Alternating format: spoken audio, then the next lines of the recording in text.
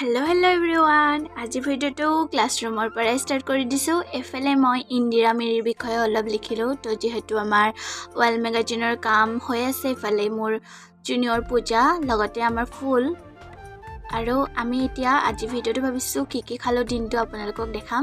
ইয়া প্ৰথমতে অলপ কেক খালো ফুলে মানে মোৰ কাৰণে লৈ আহিছিলে। তাৰ পাছত ভাবিলো বাহিৰত কিবা খাই আহো এয়া বাহিৰলৈ বুলি ওলাই গৈছো। বলকচোন আজি আমি দিনটো মানে ক্লাছত কলেজৰ দিনটো কি খালো আপোনালোকক দেখাম পিছে ৰাক্ষক বুলি নাভাবিব দেই। এয়া প্ৰথমতে আহিলো আমি এখন ফাষ্ট ফুডৰ দোকানত। ইয়াত প্ৰথমতে আমাৰ ফুল লাইফলে মমো এক প্লেট লৈ লৈছে আৰু মই খাম ব্ৰেড পকৰা। ফলে ব্ৰেড পকৰাটো বনাই আছে। এয়া চাওকচোন মমোটো বহুত টেষ্টি আছিলে। মই তাইৰ পৰা এটা লৈ খাই দিছো। তাৰ পাছত এইফালে মোৰো ব্ৰেড পকৰা আহি গ'ল।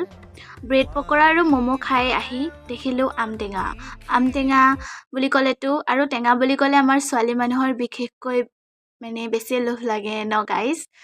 এয়া তেতেলিও দেখাই দিছো।